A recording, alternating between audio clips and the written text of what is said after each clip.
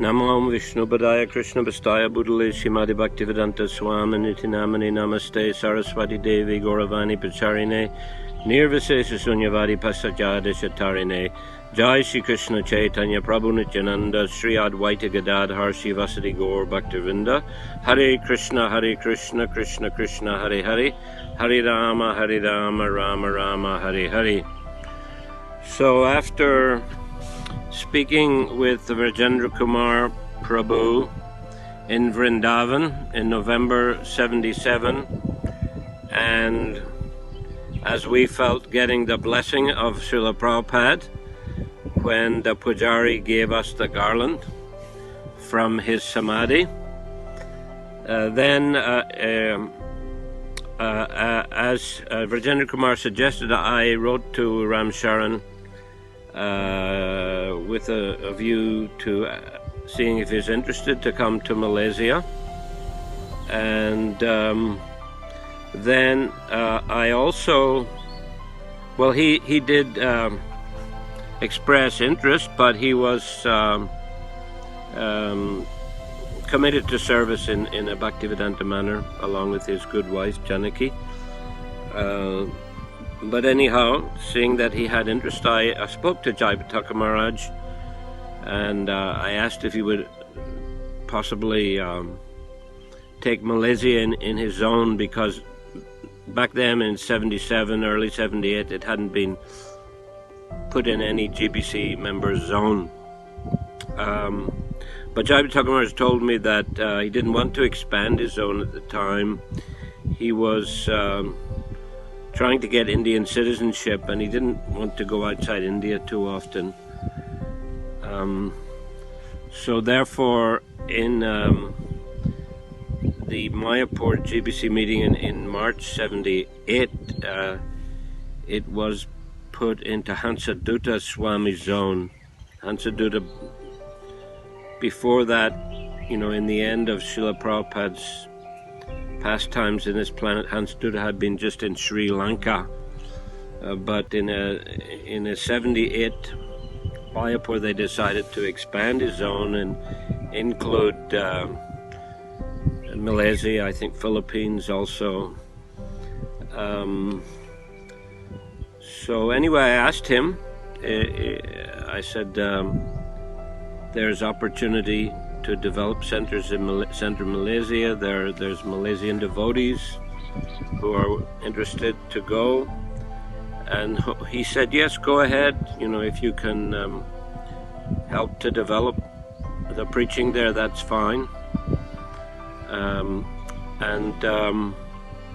I also spoke to Jai Tirtha, who was in charge of England, and he said that you please visit Malaysia one time and give me a report whether you think it's a suitable preaching field, and if you think it's suitable, then I'll allow Ram Sharan and his wife to go.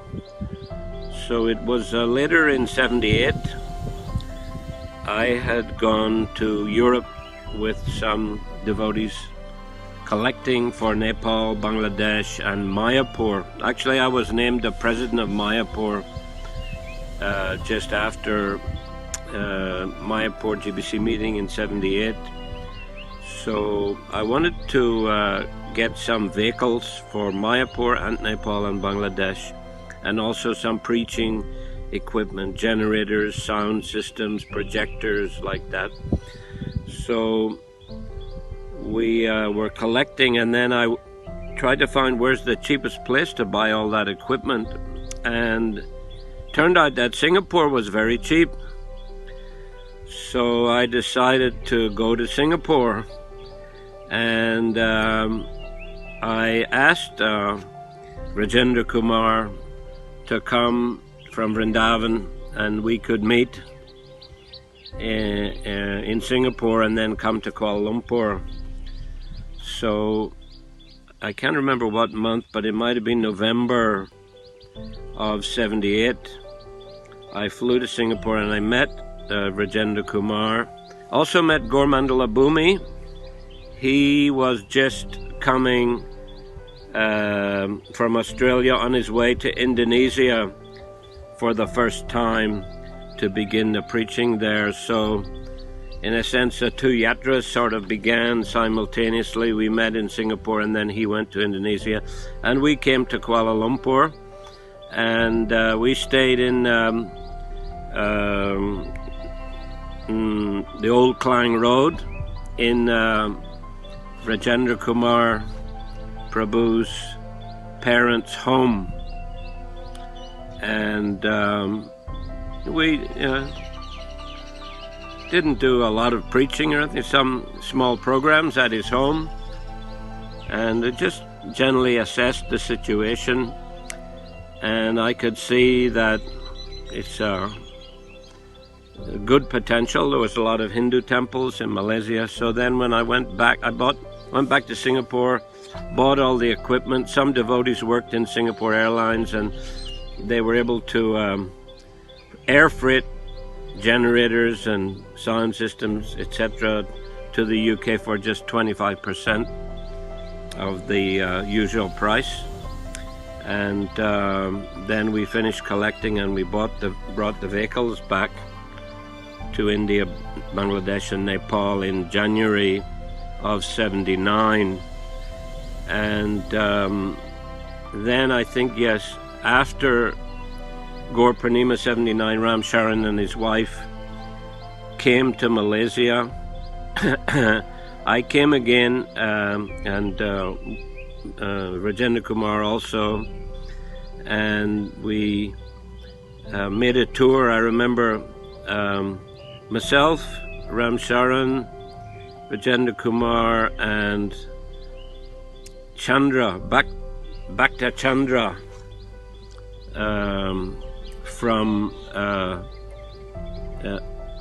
he had joined in America. He was a disciple of Janananda, and we were up north in Butterworth, and we saw a Hindu festival going on at a Hindu temple. So we went inside, and one boy came up to me. He said, "What movement are you from?" I said, "Hare Krishna movement." And he showed his neck piece. He said, "Same movement la, same movement la." So that turned out that